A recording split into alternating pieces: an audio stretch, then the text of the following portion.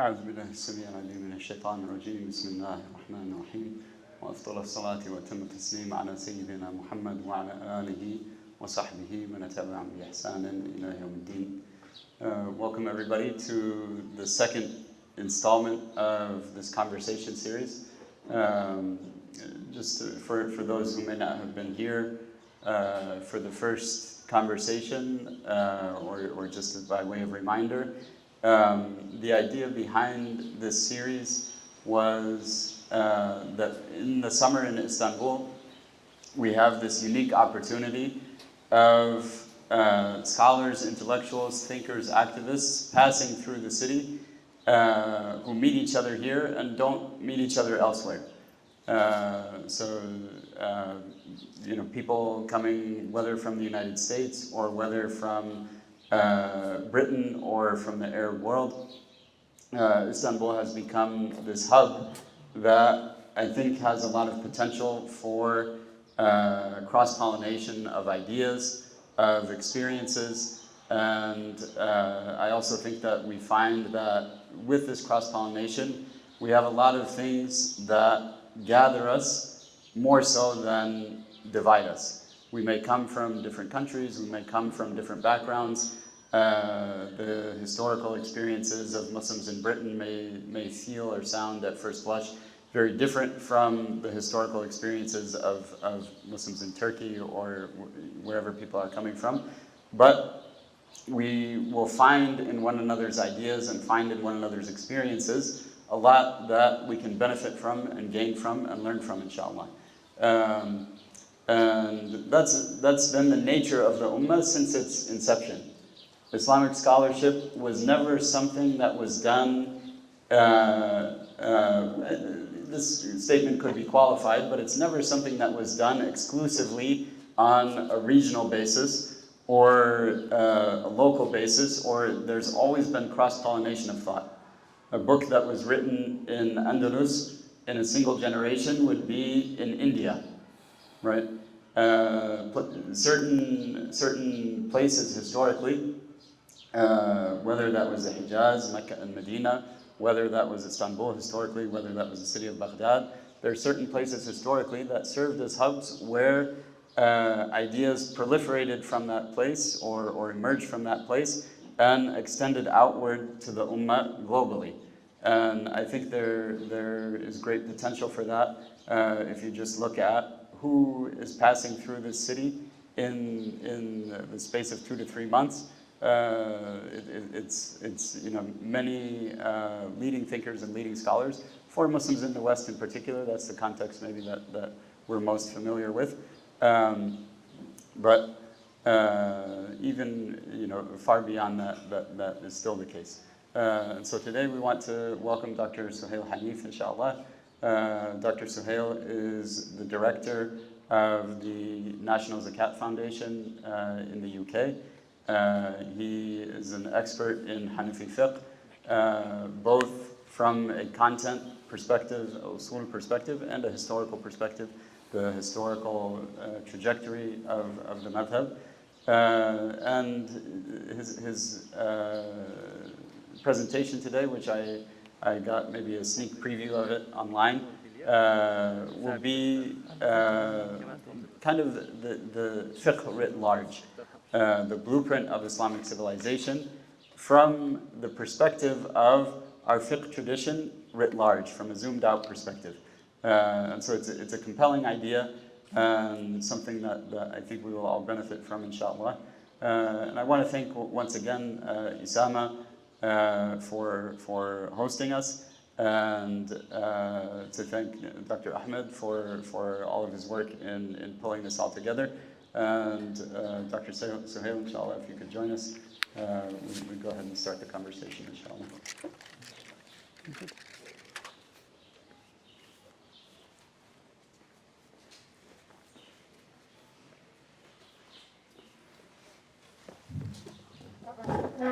Assalamu alaikum wa rahmatullahi wa barakatuh.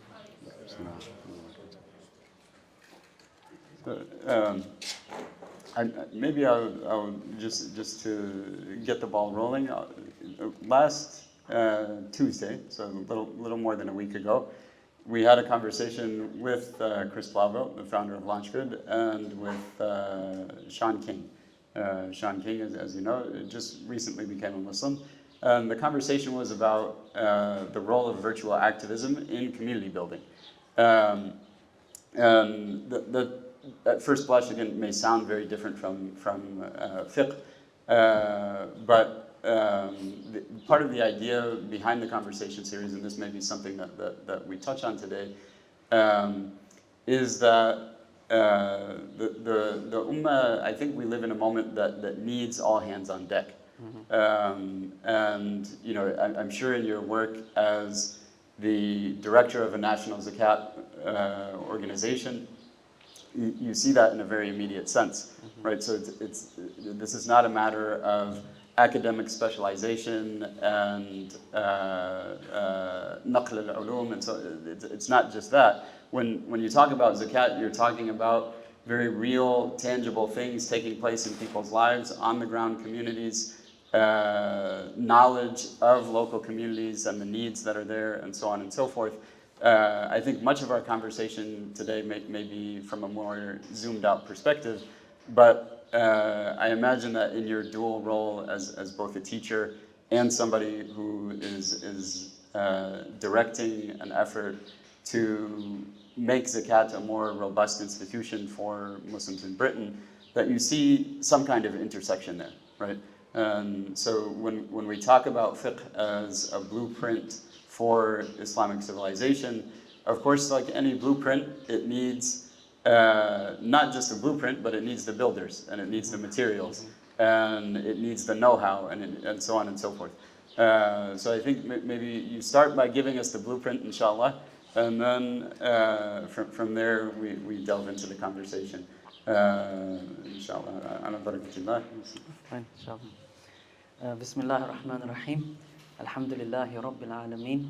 Wa sallallahu wa sallam ala Sayyidina Mohammed wa ala alihi wa sahbihi ajma'in. Assalamu alaikum again. It's my absolute honor and pleasure to be sitting with you all today. I'm very grateful to Dr. Michael and Dr. Ahmed for the kind invite today, and to Isama for hosting us here as well, and Tayseer and Midad as well. Jazakumullah khair wa taqabbalallah minkum jami'an. We wanted to share with you all today, which was, I guess it's the fruit of some reflections as someone who's been grappling with the fiqh tradition for, I think, a good number of years, trying to understand what exactly it is. And so I'm going to present a proposal today, and I'm very, very happy to then have a discussion and to see where this proposal takes us. The starting point for the proposal is just an interesting realization. I actually don't know the exact date. I can figure it out because Tuesday was the 12th, 10, 11, 12. So today is the 12th of Muharram of the year 1446. And it's very interesting. Obviously, the month of Muharram is a time you think about the new year, the calendar, and you remember 1446 from which event exactly. And so the Muslims at the time of Sayyidina Umar, may Allah be pleased with him, they realized that they needed to have a calendar as they were governing an ever larger, ever more structured political entity. And they said, all these people have calendars, so we need to have a calendar. And they had a number of glorious events they could have chosen to be the starting point, that every year we remind ourselves that's the starting point from where we are today. And interestingly, they didn't choose the birth of our Prophet ﷺ. They didn't choose the beginning of the revelation. They didn't choose the Battle of Badr or the conquest of Mecca. They chose a very particular moment. And it was a scary moment because it was believers in Mecca leaving behind wealth and families and homes to go to an uncertain future amongst the people who said they would keep them and protect them and guard them. And it was a very uncertain, frightful endeavor. And the Muslims of Mecca became horribly sick when they went to Medina as well. The temperature was different, there was a fever. Even Bilal, may Allah be pleased with him, you all know he was being tortured in Mecca. There's poetry that he was reciting, wishing to go back to Mecca, how unpleasant this new place was in this starting point. So it's this time of a very interesting movement that the companions decided until the end of time is how the Muslims will recognize themselves. We are 1,446 years from that event. Why was that event so important? Because that's the event that heralds a project. I'm very happy for you to question all my terminology today. In fact, I'll benefit from this. I'm going to use words like civilization and institutions. I'm very happy to get better words by the end of this gathering. No pressure, but I'm here to improve my language as well. What that event signified, it was laying down the foundation of what we can call Islamic civilization. The Prophet ﷺ was laying the foundations of what you could call structured ummah, a collective of believers brought together in what you could call structured leadership through institutions. And the word institution is what I'm going to use to describe prayer as institution, zakat as institution, qada or Islamic judgeship as institution, another word we can discuss. And so Medina is the beginning of a series of these institutions. All of the Sharia was revealed after this moment. The classical subject of fiqh, I believe at its core, is mapping out these institutions. That's what it is. It starts with purity and prayer. It goes to zakat, fasting and hajj. It goes to marriage, trade, talks about judges, talks about jihad and international relations. But if you really zoom out of the details, this fiqh is the blueprint of that project. It shows you, because Medina is not just a geography. It's our Prophet ﷺ laying the blueprint of how Allah wants humans to live until the end of time. This project, this place, took on a new name. Yathrib became known simply as Al-Madina. And that's really fascinating that in the Islamic dictionary, until the end of time, whenever you say the word the city, unqualified, you will always be referring to his city, sallallahu alaihi wasallam. And so that's the model. That is the city. Any other place is only city as much as it resembles this city. The word city is an odd word, but the word Medina, I find it very meaningful. The word Medina, they have two derivations for it in Arabic. One is from deen, which in Arabic means a code of surrender. So the Medina is the place of surrender, the place of law, the place where no one is above the law, the place of real human safety and flourishing. The Medina, everyone is under Allah and His Messenger. And there's no absolute anybody. The other meaning of Medina, they say, is from Medina, which means to remain. They say it's from Iqama. The idea is once you've reached this place, there's no other place you'd want to be on earth. That's it. This is how humans are meant to be living. And what made Medina Medina was not electricity or bricks or stones or any of the external features we look for when we talk about civilized peoples. But it was a series of institutions that showed a community how to come together under God, how to regulate their disputes, how to live. That's the essence of what a fiqh book conveys. And so if I want to discuss this proposal about fiqh, fiqh is a discipline which is a series of atomized statements of what you should or shouldn't do with prayer or fasting and the rest. And the only thing I'm adding to the atomized statements is the fact that there's a global statement, meaning this collection of statements must be brought about into the world. What do I mean by that? Is that I think for too long we have individualized what the fiqh tradition is conveying. As if to say, I want to learn fiqh so I can have a good prayer, and I can have a valid fast, and I. But if you read the idiom of the fiqh books, the I is there, but it's subsumed under what you could simply call Umma. Prayer, and I want to very briefly do a very quick survey through the basic landmarks of a fiqh book to show you it's creating Ummah not as an ideal, not as an abstraction, not as an emotional tie, but as a real set of connections we have to create, and they're maintained by these institutions. Why is Ummah so important then? If we say building Ummah is what this hijrah is memorizing or commemorating, why is Ummah so important? It's because of many statements of our Prophet ﷺ, such as simple ones, like the hand of Allah is with the group. What does that statement signify? If you want to be protected under the protective shade of the hand of God, you don't find it running off to be on your own. You find it coming to serve the collective of the believers. However difficult and however many struggles that service might be, safety is in this collective. The Prophet said, sallallahu alaihi wasallam, in another hadith, "Inna shaytana lama al-wahid wa huwa min al-ithnaini ab'ad." When a person is by themselves, the devil is hovering around and disturbing this person. But when there are two people, the devil is further away. And so the idea of the entirety of the Sharia is that how do you preserve faith? How do you preserve Iman? How do you perpetuate this message generation after generation? The vehicle for that is Ummah. And that's why in every generation, our duty is to serve the coming together of this collective. How do you do that? There's a very clear roadmap. And that roadmap is the essence of our Prophet's time and mission in Medina, alayhi salatu wasalam. And I'm going to propose that the fiqh book is laying out the essence of that roadmap. And I'm going to give you just a few examples of this, and then we'll have the discussion as you see fit. So in a fiqh book, what do you find? You find these, first of all, statements of ritual worship, which we think of as very individual endeavors. Me and my prayer, me and my zakat, me and my fasting, me and my hajj. I just want to show you how these really are foundations of an ummah coming together in localized places, like it's concrete institution building wherever you live. Upon these foundations, you build a community. A community is about people interacting with people. And so the sacred law has lots of rules about family law. Family is a very important unit of social, and I will say faith-based solidarity as well.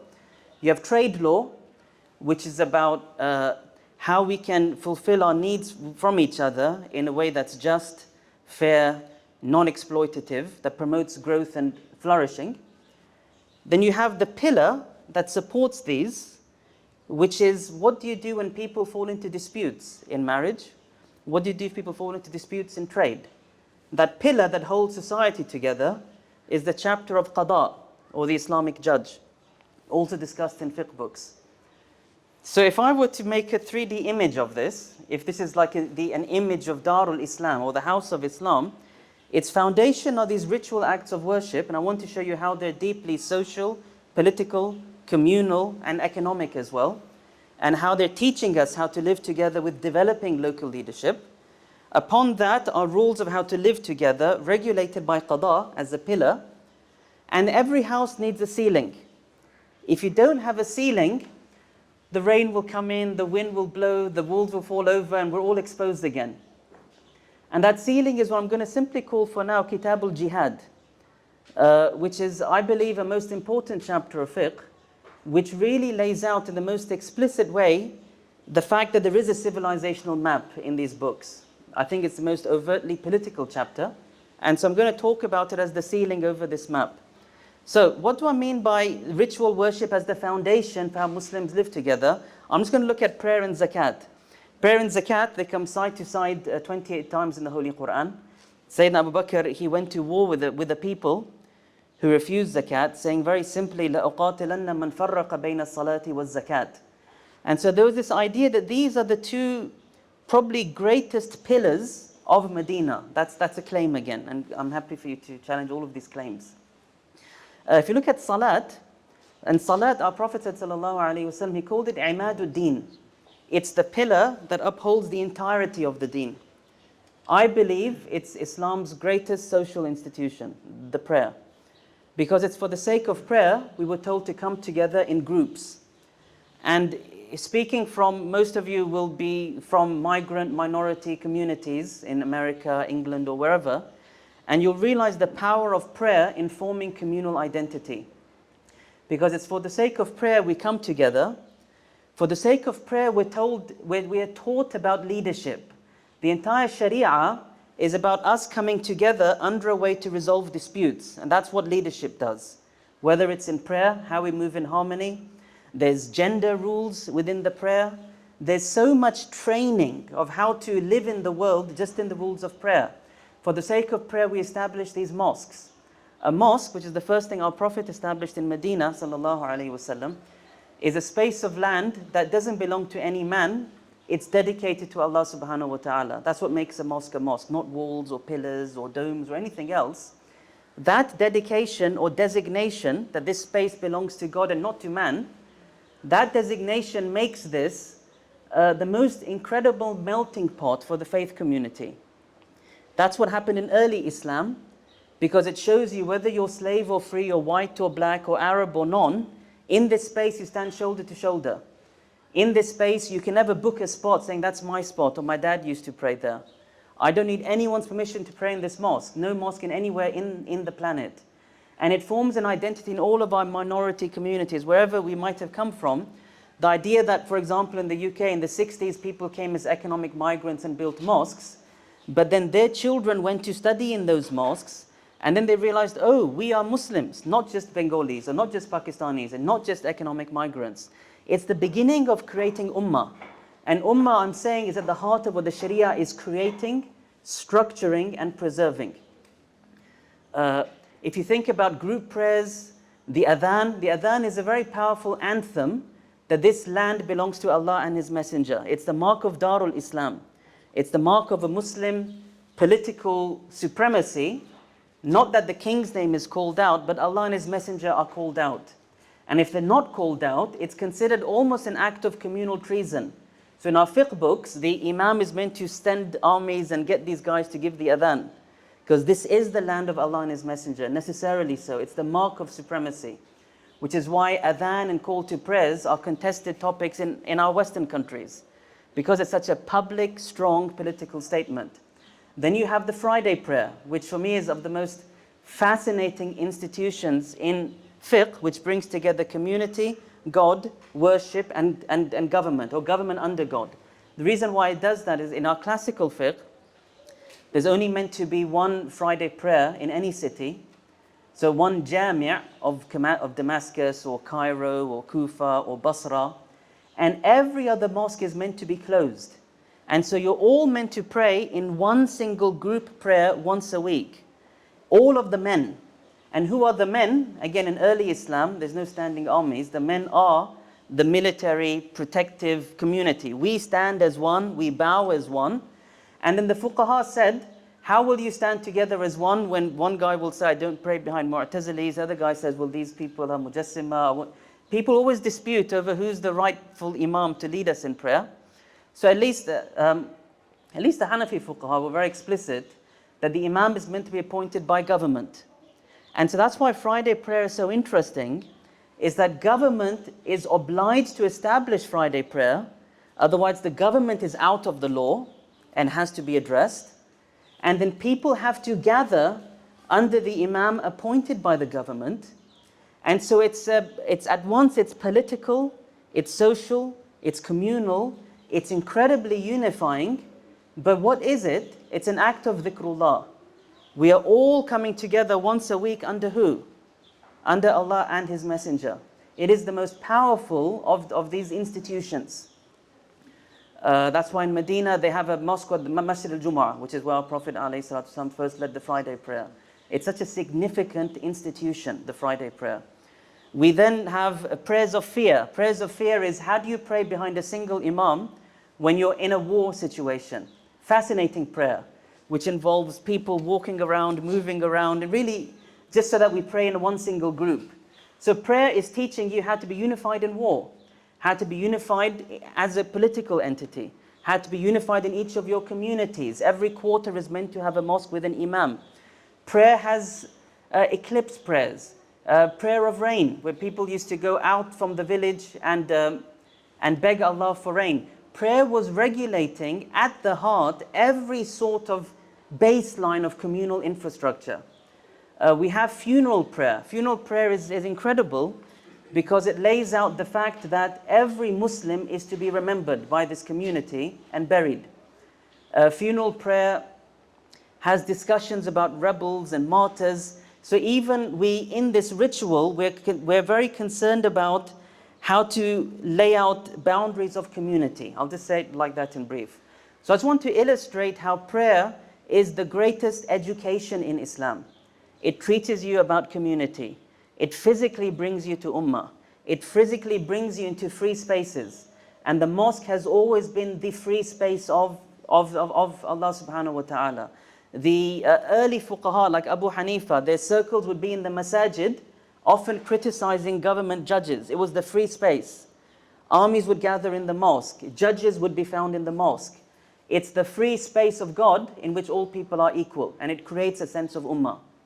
If you look at zakat, zakat is of the most powerful again of these institutions. Zakat creates ummah in a very fascinating, simple way. One is that zakat is money given by a Muslim to a Muslim. And so zakat is teaching us through a yearly financial duty that the tie of a Muslim to a Muslim is like the tie of blood. Because just like you have a special duty of care to blood relatives, you have a special duty of care to your faith relatives. It's telling you faith is real, family is real. And then the other rule of zakat, which is all of our classical fiqh books agreed, that zakat in its essence is a localized institution. It's meant to be managed, distributed city by city. Why is that? The fuqaha only debated whether this localization is a fard or a sunnah, but they all agreed with this essential character. Why the essential character? Because it's forcing you to create local infrastructure. You must have people in every physical community where there are Muslims who know who are the Muslims, what are their needs, are their needs being met. We need to have structures of diligence and trust so that money can circulate. So this idea of zakat it's building this economic, local leadership infrastructure. That's why I said it's building politics from the bottom. Every ritual is social, political, communal. Because building Ummah is at the heart of this Medinan project. And I will be saying at the end, it's the heart of our collective duty in every time and place. I'll just say, zakat has so many rules. It brings together, when I talk about people under government, government under God, there was this idea that zakat is both worship and tax. It's a very interesting thing. Governments are, again, Islamic governments are obliged to collect this zakat. And people are obliged to hand it over, and they're obliged to distribute it as Allah has laid out. So it's people dealing with government, and government being in surrender to God, all through your yearly ritual of zakat. We're not even talking about big political theory right now.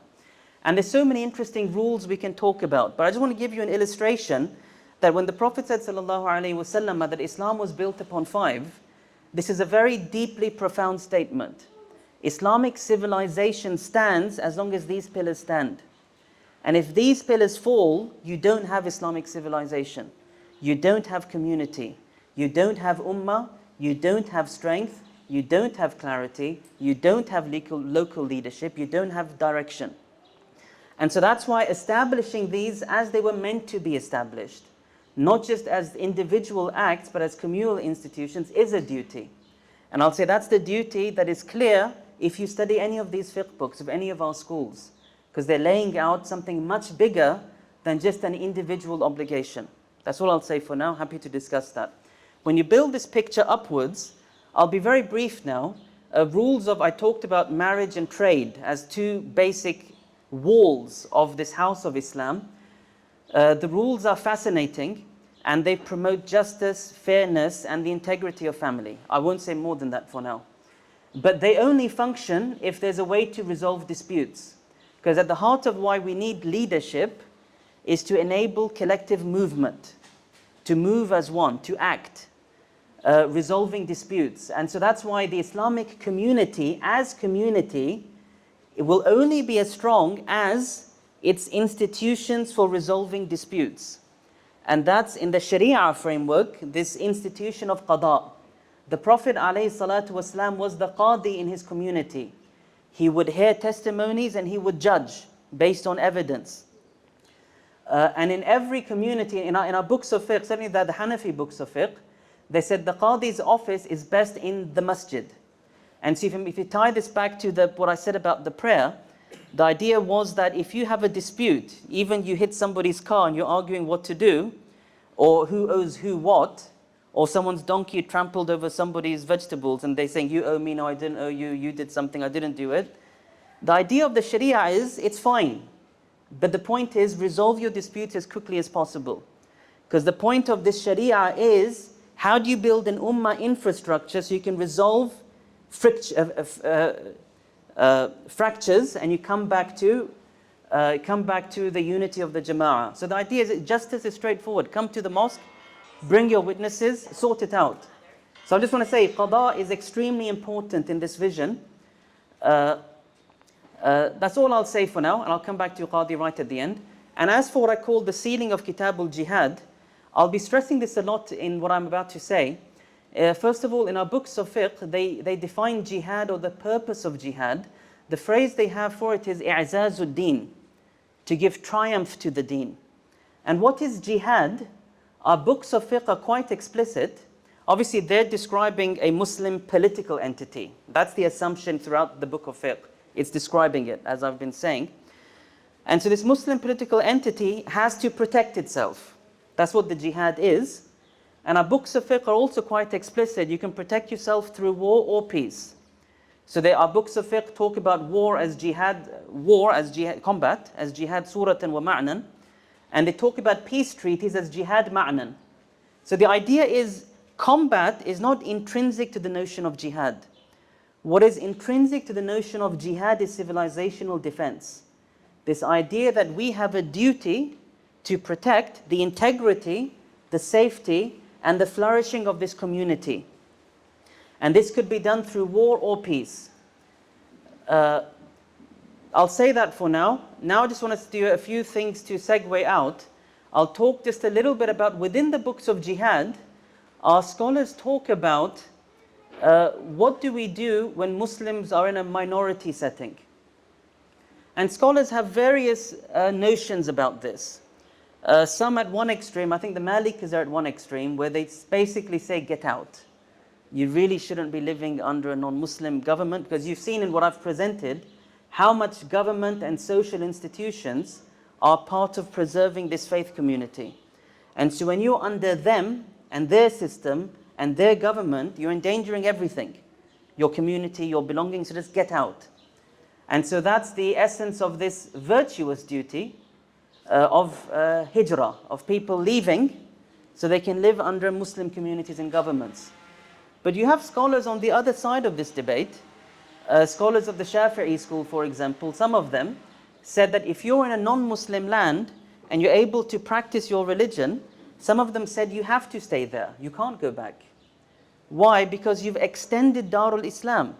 You've extended this blueprint of Medina, and I'll come to why it's a blueprint in a moment, into a new area, and you're succeeding. What gives you the permission to pull out? When Allah's established you there, and people will benefit from you there. Because this civilizational map, as I've laid out, this is the da'wah of our Prophet ﷺ. What do I mean by that? When he left the world, he didn't order people translate the Quran, make pamphlets, go and give lots of lectures. That wasn't the da'wah he left the world upon. The only da'wah was take this map, take these series of institutions, and plant them across the world as much as you can. That's what he left. That's the da'wah. That's why we are Muslims here today. Again, you can challenge me, but I'll say that's why we're Muslims here today. That's why many companions, despite knowing the virtue of dying in Medina, they died very, very far from Medina. Near China, in Uzbekistan, here outside of Istanbul. Why? Because they knew, in addition to the virtue of dying in Medina, is the virtue of extending Medina. The virtue of dying as a builder of Medina. And that's how Islam spread in these lands. So when the Muslims went to Iraq, they weren't even mixing with the local population. The idea was, we're here to protect you, we're not going to interfere with you. Follow your religions and follow your laws. But the point is, these institutions work. They build real community. They build a real economy. They build real solidarity. Over the passage of time, everyone wants to belong to a winning team. That's it. That's what I call the civilizational da'wah, which the fiqh book is the blueprint of. So it's very important to understand why it's so important to build and serve these institutions. Which is why these fuqaha said, and what gives you the permission to leave? You're there. Allah protected you. You're able to establish. Keep building. Our Hanafi scholars, they say what you should do is, if there's no government who's Muslim, it's fine. Government, in theory, gets its power from the people. You, the people, are still there. So you have to form collective action. Come together, appoint your Friday Imam. If you've done that, come together. They even said, appoint your Qadi. It's a very powerful statement, because the Qadi will declare the rule of God in a human society. You are this man's wife. This is your son.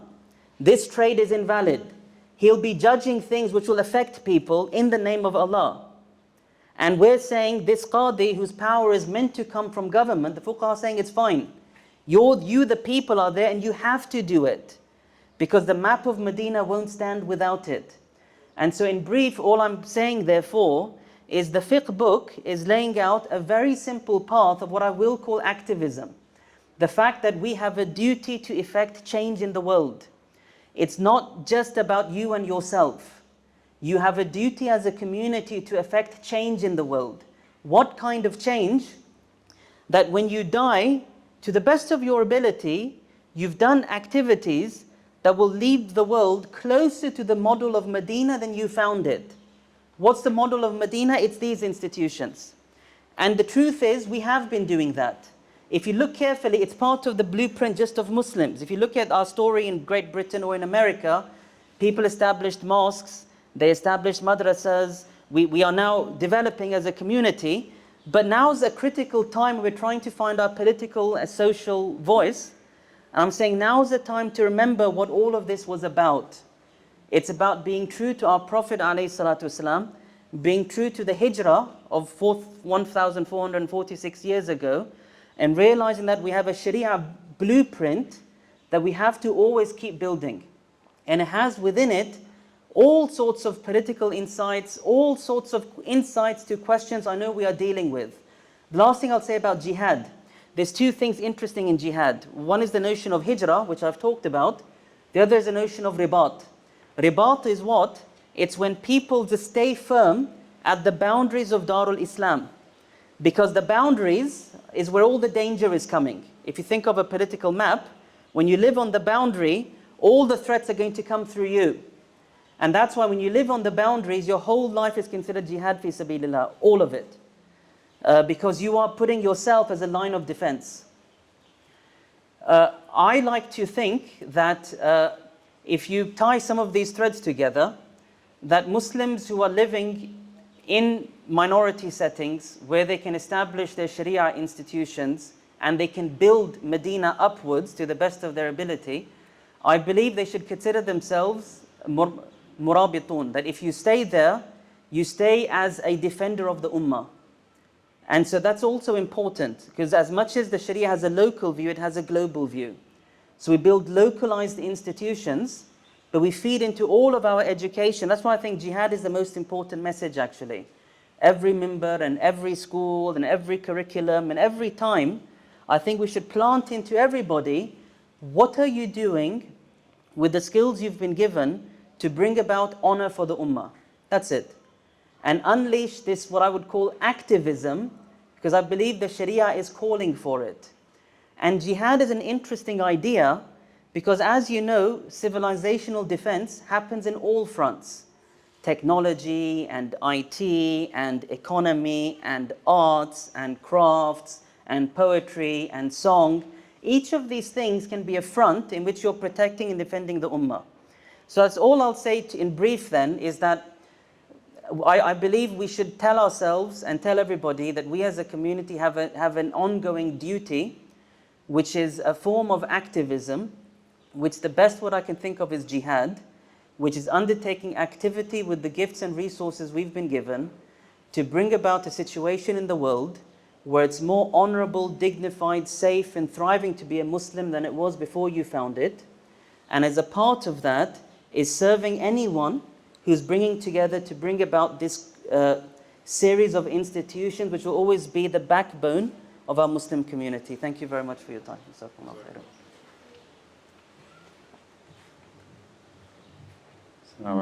Can everybody hear me okay on this mic? Yeah. All right, Jazakallah khairan, Shaykh Sohail. That was, mashallah, very thought-provoking presentation, and I think a very compelling vision of things that we may unconsciously lose sight of at times. when we think about studying fiqh, or when it's presented to us that you need to learn fiqh, oftentimes it is presented in a very individualistic way, right? That you need to learn how to perfect your salah, that you need to learn your obligations to give zakat if you have any, right?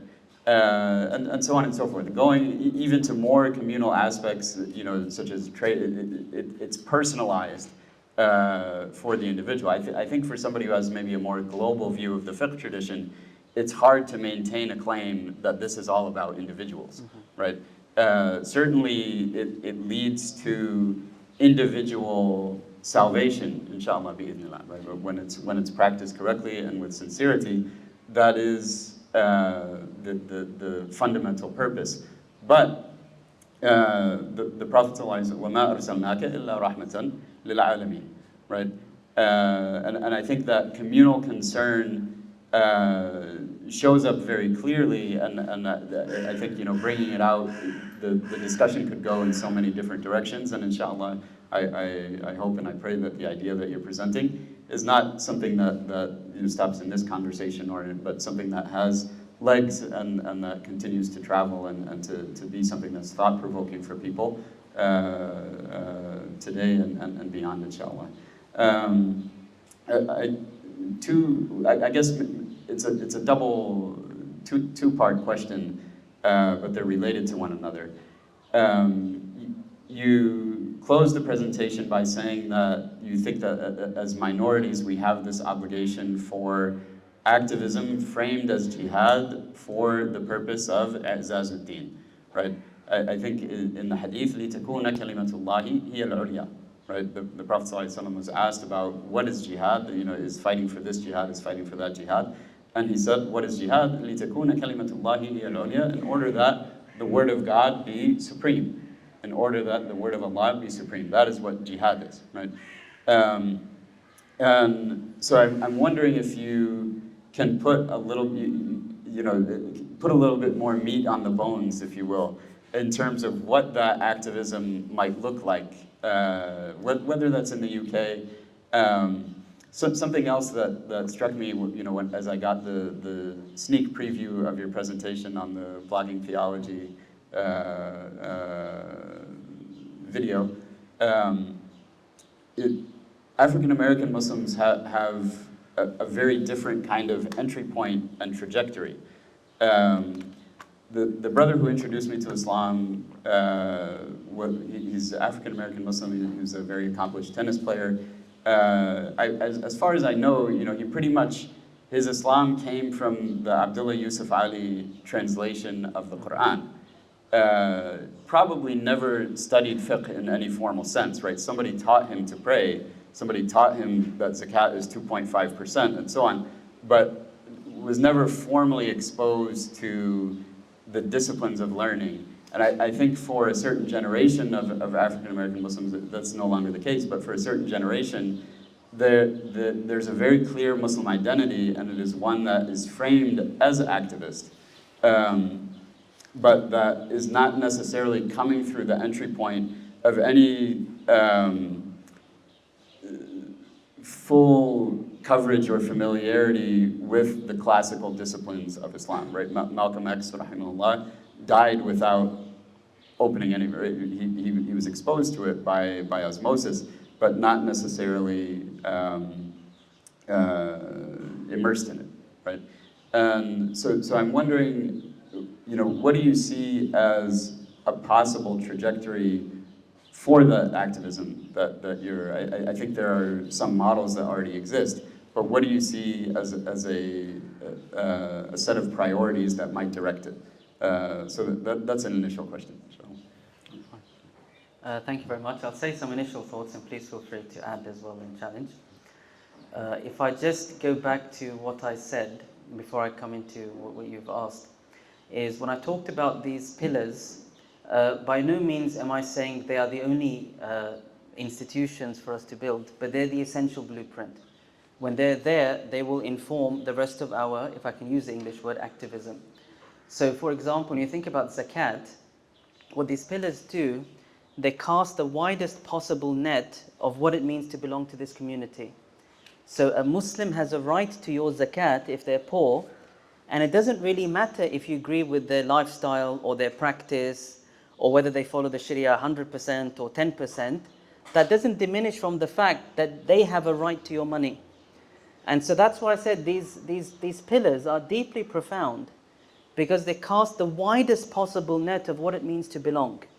That wherever you act in your spectrum of practice, just the phrase La ilaha illallah Muhammad Rasulullah sallallahu alaihi wasallam has to lead to an increase in feeling safe in the world. Because that's what Iman means in Arabic, entering into safety. And in this life, you enter into safety through the Sharia, that I'm now part of an Ummah.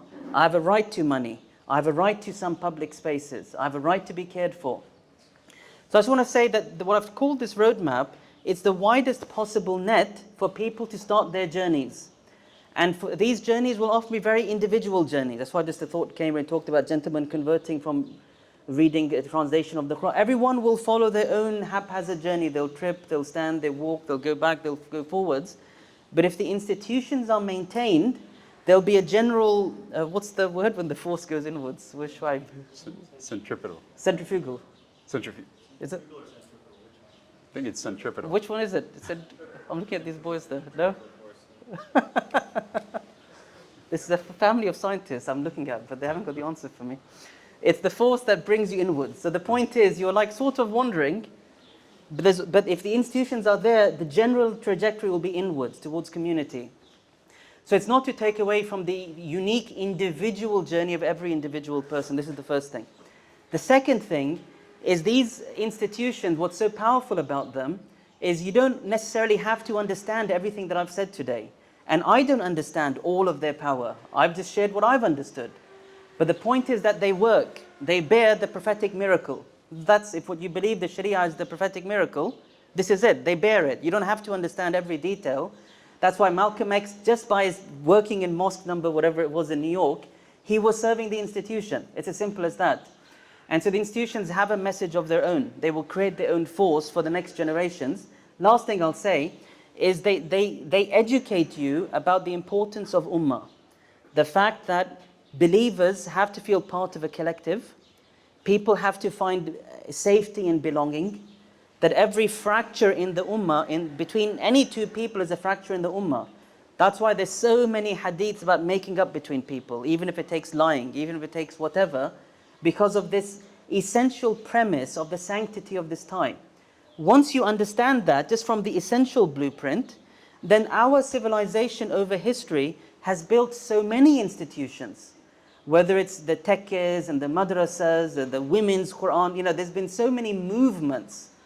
And so all of this is what you could say is feeding off of and growing off of the essential ummah building impetus of these institutions. So therefore, the activism is really straightforward then, in this level. And that's why you get, whether it's collective of converts, collective of this, collective of that, give people a reason to belong. Give people a fact that La ilaha illallah makes them no longer alone. They're part of a community. And there's so many types of people in the world, they all deserve to be served. The pillars are just the essential foundation that serves everybody. That's why they're so important. They're not the only institution. And the last thing I'll say is about the space of individual activism, because I do think it comes back to this, which I don't define it then. I just say, in your quiet moments between you and Allah subhanahu wa ta'ala, just ask Allah, you've blessed me with, could be intelligence, could be articulation, could be empathy, could be the ability to organize, could be wealth, could be knowing what to do with wealth.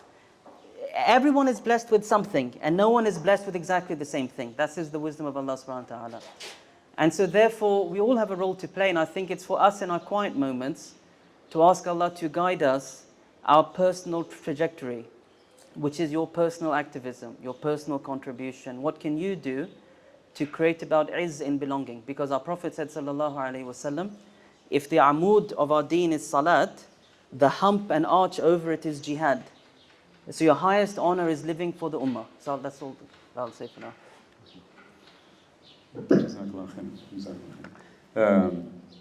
So in other words, it's an open so something that essentially through dua and through introspection, something that people need to discover on their own. Is that? Yeah. Okay. And that if the basic institutions are sound, all of those individual and collective efforts will move the needle, Yeah. will push us forward, inshallah. Is that a fair? And they'll be informed by the institutions. Yeah. So my second question,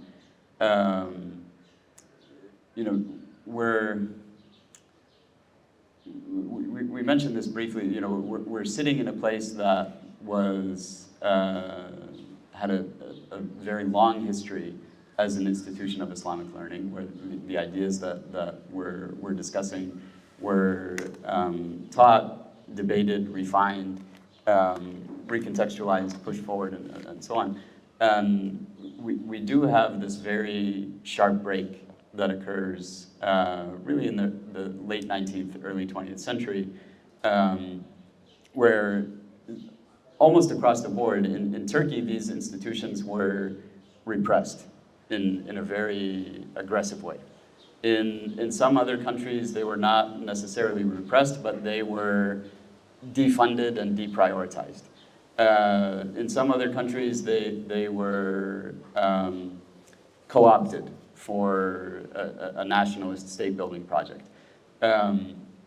So the communal impetus that you're talking about, I think even in the Muslim world, there are some very difficult open questions as to how to actualize the full vision of the Sharia. And could you speak to that, even if only by way of a very general commentary? If we take what you're saying seriously, how do you begin? So there's a famous hadith of the Prophet ﷺ, لَتُنْقَضُنَّ عُرَى الْإِسْلَامِ عُرْوَةً عُرْوَةً, that the buttons of Islam will come undone one by one, right? فَأَوَّلُهَا انْتِقَادًا الْحُكْمِ. The first one that will come undone is governance, right? So the picture is like a shirt that it has a series of buttons. The first one that will become undone is governance. وَآخِرُهَا انْتِقَادًا الصَّلَاةِ. Right? And the last one, and may we not live to see this day, the last one that will become undone is salah. Right? So we're talking at the very end of time when the Quran is lifted and so on. But it gives us a picture of decline, right? But alongside decline, we also have tajdeed and renewal. And the history of the Ummah you could read as a dialectic between those two things, that they coexist. So in the moment that we're in, I think we can see very clearly manifestations of that decline. And I'm just wondering, how do you read the implications of what you're talking about in light of the overall situation? Again, knowing that it's very different in localized settings. Does that? Yeah, sure. Okay. Sure. Yeah. But thank you for explaining the hadith. I never knew the details of the metaphor of oral Islam, by the way. Okay. I think I missed part of it. كل ما انتقدت عروة تشبث الناس بالتي تليها. Right. Every time one button is undone, the people hold fast to the next one. So it gives you a picture that people are holding on to the best of what they have, even if it's not the full vision in any given context. Right. No, thank you. I think what I'd say is important to understand. Allah subhanahu wa ta'ala says in the Holy Quran, تِلْكَ الْأَيَّامُ نُدَاوِلُهَا بَيْنَ النَّاسِ وَلِيَعْلَمَ الَّذِينَ آمَنُوا وَيَتَّخِذَ مِنْكُمْ شُهَدَاءَ. That it's from the earliest of time. Allah says He will rotate success, power, victory amongst civilizations. So already He's saying to the community of the Prophet's Medina, alayhi salatu wasalam, you're not always going to be victorious. And so there's going to be cycles. And our history is full of these cycles, and moments are exceedingly dark. out of which a civilization like the one, you know, whose memory we're sitting in today came out of very, very dark periods and difficult movements. And so I don't think we should succumb to thinking about it's all, not that you're saying that, but I'm just saying this in general, that we're going, it's sort of a negative downward spiral. We should just always think about opportunity. The Prophet said, alayhi salatu wassalam, ajaban li amri al-mu'min. Like, you will never take away hope from the believer. You will never take away opportunity from the believer. Whatever situation there is, he or she will have their head held high, and they'll know what they have to do, and they won't be beaten. The people of Gaza, may Allah give them strength and victory and accept their dead as shuhada. They are the greatest model of human dignity on this planet. You can't defeat them. There's nothing you can do that will lower the head of these people. Which is why Allah subhanahu wa ta'ala has made them, I think, the moral access and pillar of this age. And so I just want to stress that we have to have exceedingly optimistic, exceedingly forward-looking, exceedingly opportunity-seeking visions. That being the case, then it doesn't, all it means is, if you found yourself in a point in time when Muslims seem to be at the bottom of the wheel of this rotation of power, then you know that you have a fabulous opportunity to be among the people who could move it up. Because you know for a fact, if you're from the people who moved it up, I believe you will have the reward of everyone that comes after you. It's a very big thing to say again, but I believe it. I believe the 313 people who fought in Badr have the ajr for our sitting here today. They have to. Because if it wasn't for their stand, we wouldn't have a stand today. And so that's what I mean by there's always opportunity wherever you are on this wheel. And so in that case, there's nothing to fear, but it's just to figure out what is always the next step. That's the only thing we ever have to ask. I'm here as an individual in my time, and we are here as a collective in this time. Given where we are, what is the next best step? And sometimes the next best step is secretive madrasa teaching in living rooms, as happened in this country and happened in Uzbekistan in very recent memory. And sometimes the next best step is, I believe, gathering to recite the, what's it called, Rabita or Ribat, I don't know, Imam Al-Haddad, he has this dhikr. Apparently these slaves used to recite it in South Africa 300 years ago. Yeah, the Ratib, sorry. And so the next best step has so many images or forms it can take, but that's why it's really simple. Exert your best judgment to figure out what is the next best step you can do and just take it. And don't think of yourself as, you know that this is, you know, things are all going to pot or not going to pot. You have to always build, positively building. An old Shaykh I met in Hama, he said, the non-believer moves like a rocket and the believer moves like an ant. Because a rocket, when it falls, it sort of blows up and then it's finished. But an ant, wherever it falls from, you'll never see the ant lying on its back. It's always moving. And so you can never stop the believer from moving. That's the bottom line, in my estimation. Jazakallah khairan. Just to clarify, at Tayseer we teach a class on history, and one of the things that we teach is this dynamics of decline and renewal. Right? So we teach a hadith about decline, and there are many. And we teach a hadith about renewal, and there are many. Right? So, Inna Allah yab'athu ala ra'si kulli mi'ati sana. Allah sends at the beginning of every century, no century is accepted from that, someone who renews the religion of Islam. Right? So, مثل أمتي كمثل المطر لا يدرى أولها خير وما آخرها. The example of my ummah is like the example of a rain. You don't know which part of it will be more beneficial for you, the beginning of it or the end. Right? Meaning there's a great basha'ir to come, great glad tidings for Muslims at all times, inshallah. So I do not mean to paint a gloomy picture. You know, and I didn't mean to put it on you as well. I'm sorry. Just what came to mind. Yeah, sorry. Yeah. But it's more of a question of, I think the vision that you're articulating demands being, it's a blueprint, but the blueprint needs to be put on reality in order to figure out how to build. Yeah. Does that make sense? Yeah. And so that's, I guess that's where my questions are coming a little bit. I think this is a good time maybe to take questions from the audience, inshallah. Bismillah. Yes. Salam. My first one is just logistically, can we have access to the recording of your lecture? We hope so, inshallah. Okay. We'll see. My second one, it seems very strategic. Sorry.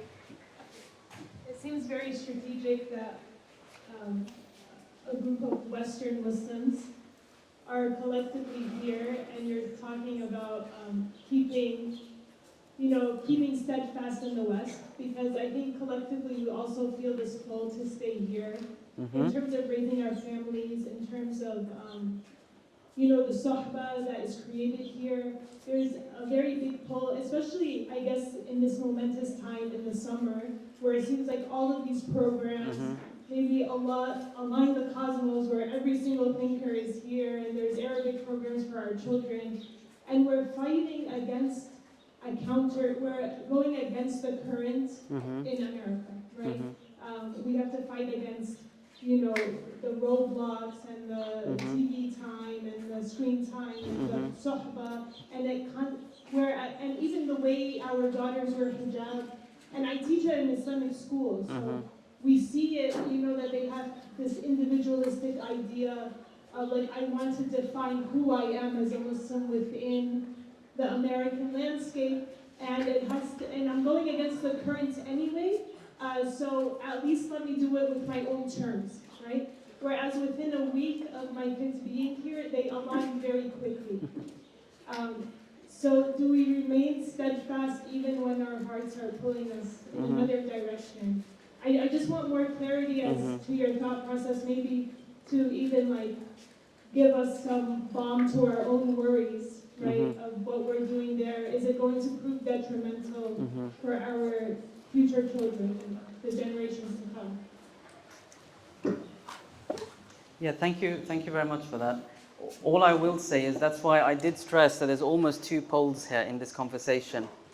There are those scholars who would stress this activity called hijrah, and others who would stress the activity I'm calling ribat. And so I think what I would say is, wherever we live, we should live with moral clarity. Meaning, if you feel in your best judgment what's best for you and your family and your responsibilities is to stay in a Muslim land, there's very strong precedent for that. And you intend hijrah, and you put up with what very often is a very challenging thing, to live in a place where you don't belong and you don't have roots and you don't speak the language and anything could go wrong and you don't have visas and all that kind of stuff. So it's never an easy ride. It's not like one is the cop-out and one is the hero. It isn't like that. But I'd say if you make the movement this way, then intend it as hijrah, and you just direct yourself, that you're making still a civilizational service to your community, your family by coming. And if you stay on that side, then you should stay, and like I said, that's why I think this narrative of what I'm calling jihad, others can call it something else, but this sense of we have to push the envelope, we're here to represent the Ummah, what can we do to bring better dignity to the Ummah, that narrative has to keep playing all the time. And that justifies and guides us to why we're there, guides our activities, and it will inshallah cover for slips and losses which can happen on either side. So I'm not saying one is hero and one is but just have a clear intention, and there's precedent for both, and all that remains is deep personal judgment and reflection. But some of us will stay there necessarily, and I'd say they should, and I say they need a better narrative, and that's the narrative that I've been trying to share. I'm also conscious of the oddity of this conversation, because I've stressed the minority setting, but at some point we talk about, well, what does this all mean if you are living in Turkey? What do you build? Because these 5 pillars are political. If I set up a zakat collection system in Turkey or any Muslim country, I would expect to go to jail at some point, because I'm setting up some rival taxation system. Because like I said, these pillars are fundamentally political acts. If I try to organize Jummah in an independent way, that's a political act. So therefore, what does it mean to move this civilization forward, I didn't even make a direct reference to that. So I'm conscious of the oddity almost of where we're sitting. But I'll let you drive where we go next. But that's the best answer, I think. Yeah. Thank you very much. We just keep taking questions, inshallah, from the audience.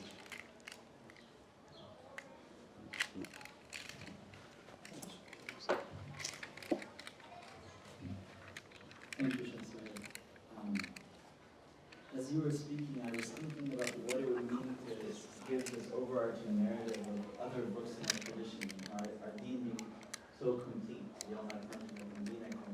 and expanding for somebody who opens a book for the first time, everything from what drops in about water meaning to inheritance, it encompasses such an array of life. So most of, say, our books of fiqh or our books of hadith, it's such a great expanse to go through.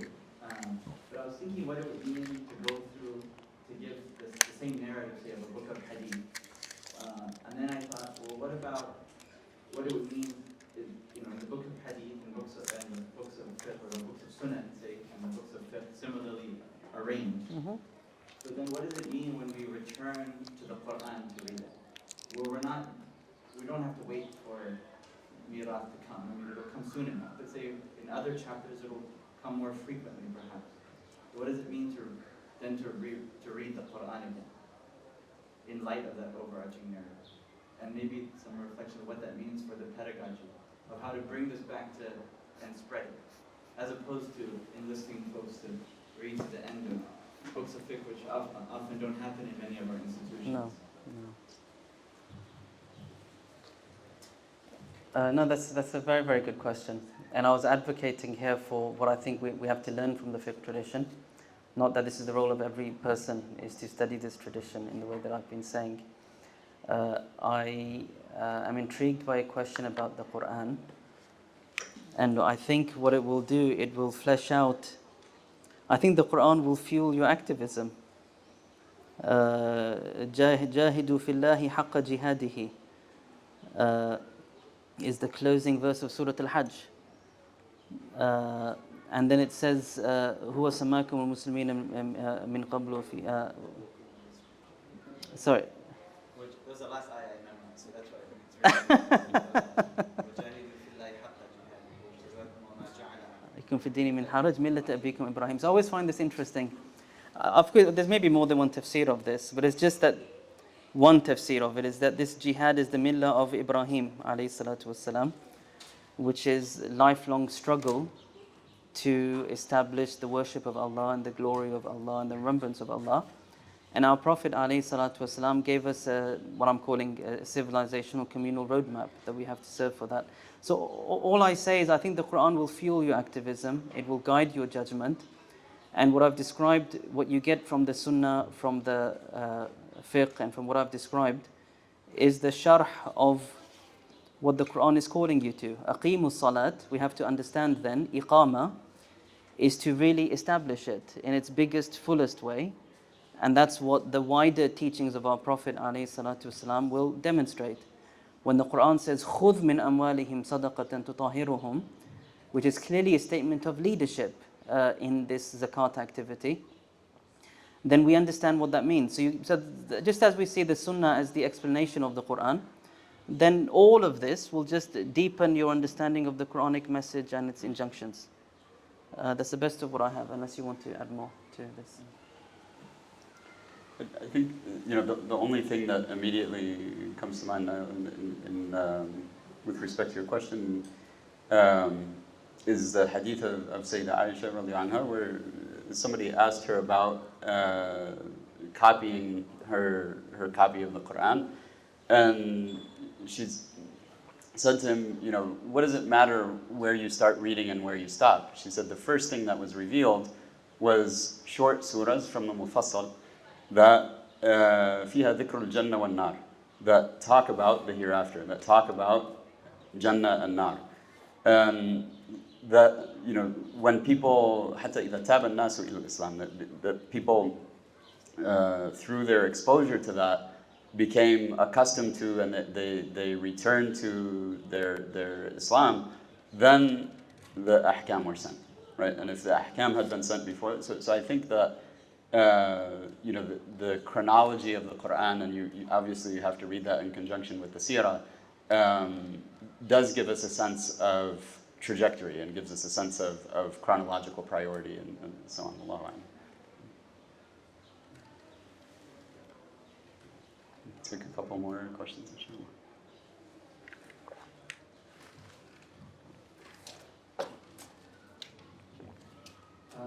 I believe it was the Thinking Muslim podcast recently.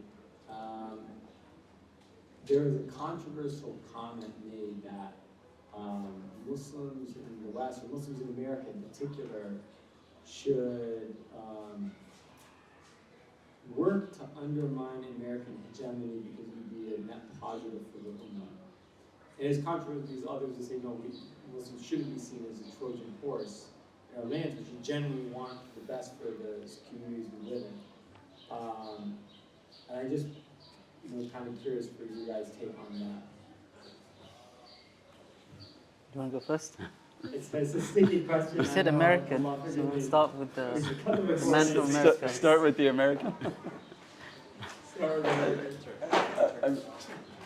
I'm going to dodge the question a little bit.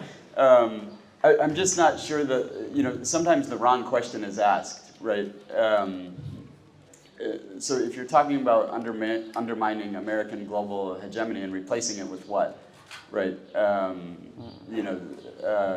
Global hegemony is a military thing, and the next obvious candidate is China. And so, it just, that's the mental path you have to go down if you're asking that question. And I think Shaykh Sohail gave us a much better starting point for thinking about our task in the United States, which is what is the best next thing for us to do right now in our immediate context.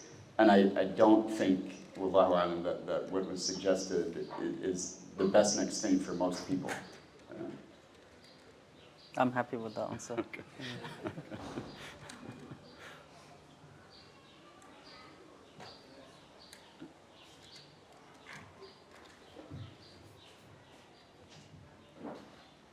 I want to ask that I don't go to US or UK. I don't know you like that. But do you observe any interviews of the governments to your foundations or establishing these systems, these Medina-like systems, to just collapse them, but maybe having a secret agenda? Do you observe such things, or do you act against them if you observe such things? Thank you very much. I'll say what is in my experience, and maybe there's others here with more experience to say. I think definitely this happens. There's no doubt about it. Who's dropped there? Oh. Definitely this happens. There's no doubt about it. And I think the Muslim community is always divided about whether to accept government money. Does government money come with strings? So all I will say is governments always, this is east and west, because like I said, the Sharia is essentially political.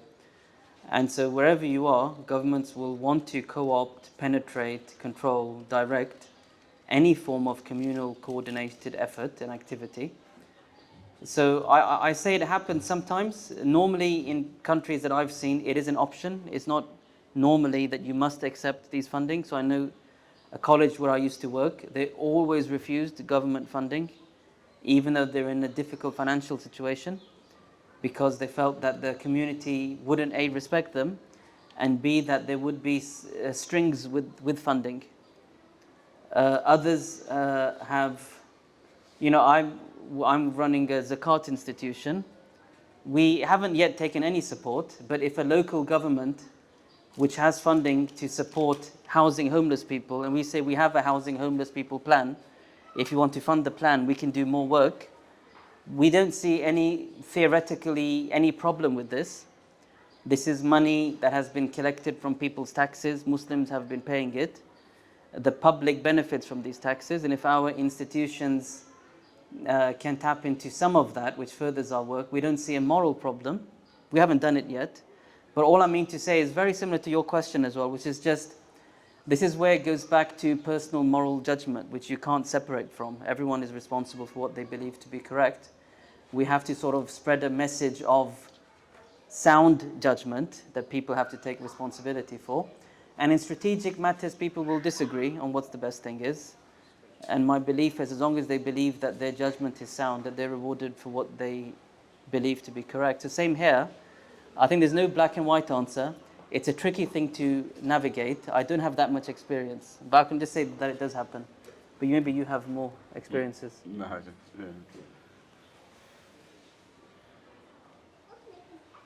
I think we'll end here, inshallah.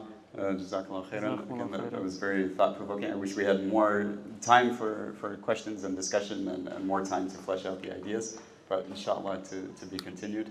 May Allah put barakah and guidance in the idea and what comes from it, inshallah.